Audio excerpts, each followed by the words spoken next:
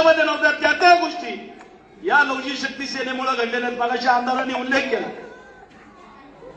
आमदार हे लवचिक शक्ती सेनेचे पदाधिकारी पहिल्यांदा महागाला न्याय मिळाला त्या ठिकाणी.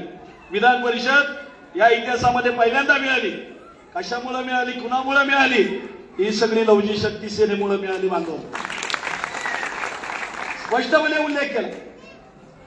आज अनेक गोष्टी या ठिकाणी होत असताना तुम्हाला मात्र मला एकच सांगायचं, बराचसा वेळ झालेला आहे, मला खूप काय बोलायचं होतं.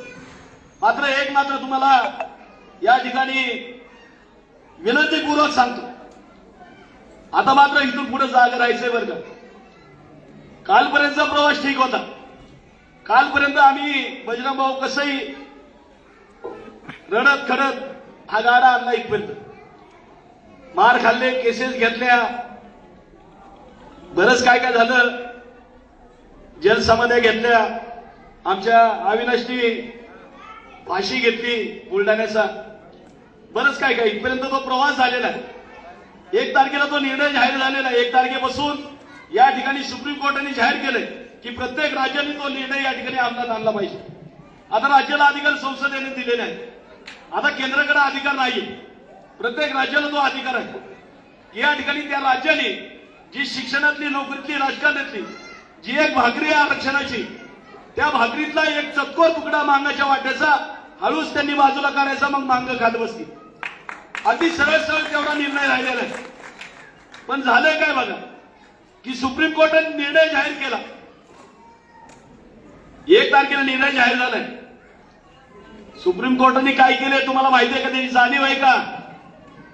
सुप्रीम कोर्टाने आमच्या सगळ्या 7 पिढ्यांची दलिंद्री घालवली.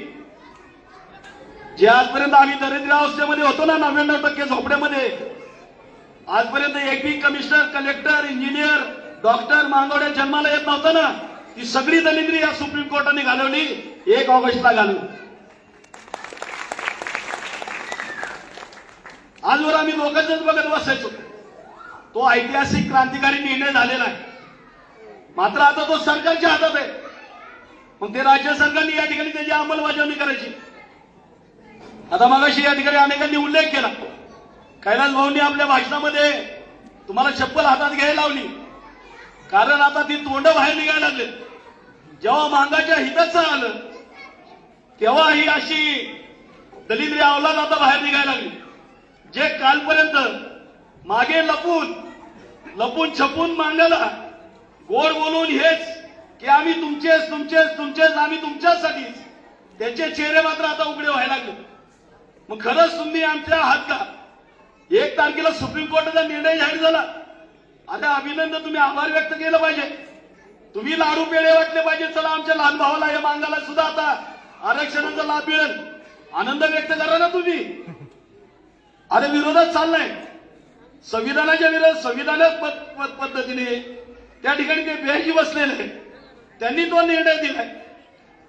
जे डॉक्टर बाबासाहेब आंबेडकरांचं जे स्वप्न होतं समतामूलक समाजाचं, ते स्वप्न कुठेतरी पूर्ण व्हायला लागले आता. आणि तिथं कोण त्या ठिकाणी आडकाठी आणायला लागले? ती युपीतली माया होती. त्यांचा समाज तिथं 1 नंबरला आहे. त्या बिहारचा पासवान, आमच्या इथले आमचे आंबेडकर साहेबांनी बरेच जण निघालेत, आरबीआयच्या संघटना निघालेत. अरे आम्ही मोठा भाऊ म्हणतो की बाबा, मग तुला बघवत नाही का बारक्या भावाचं भलं व्हायला लागलंय? 75 वर्षानंतर या देशासाठी बर्बाद झालेला हा तुझा बांधव कुठे त्या आरक्षणाच्या माध्यमातून शिपाई होईल, क्लार्क होईल, वरचा ऑफिसर होईल, इंजिनियर होईल, डॉक्टर होईल, कलेक्टर होईल, कमिशनर होईल. तुला वाटत याची प्रगती झाली पाहिजे. अरे 75 वर्षात कमिशनर आपण जन्माला आला नाही ना, त्याची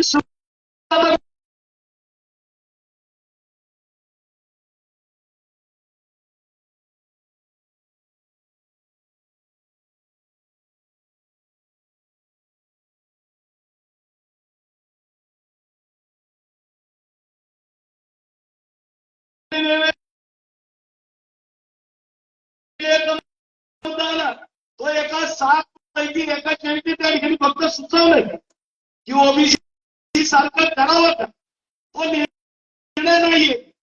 निर्णय फक्त वर्गी चांगलाच झाला.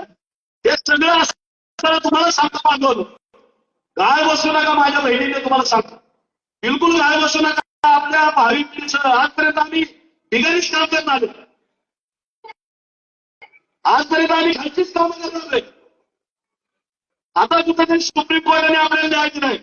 आता तुम्हाला जागा राहिलं पाहिजे.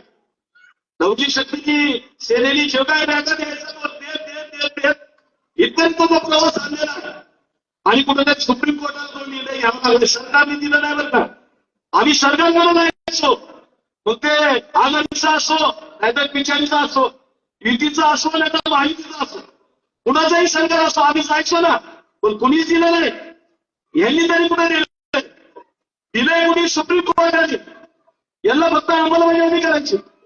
आणि मग ते सगळं काय करत असताना राज्यामध्ये बरंच काही चाललंय. आता अनेक जण अनेक पद्धतीने या ठिकाणी 61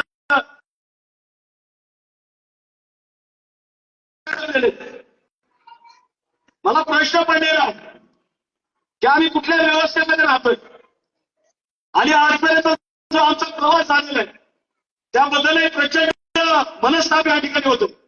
किती आम्ही वेळेच्या बाजारामध्ये या ठिकाणी राहत होतो की कालपर्यंत आम्ही यांना आपलं सगळ्यांना आम्ही आपलं म्हणतात.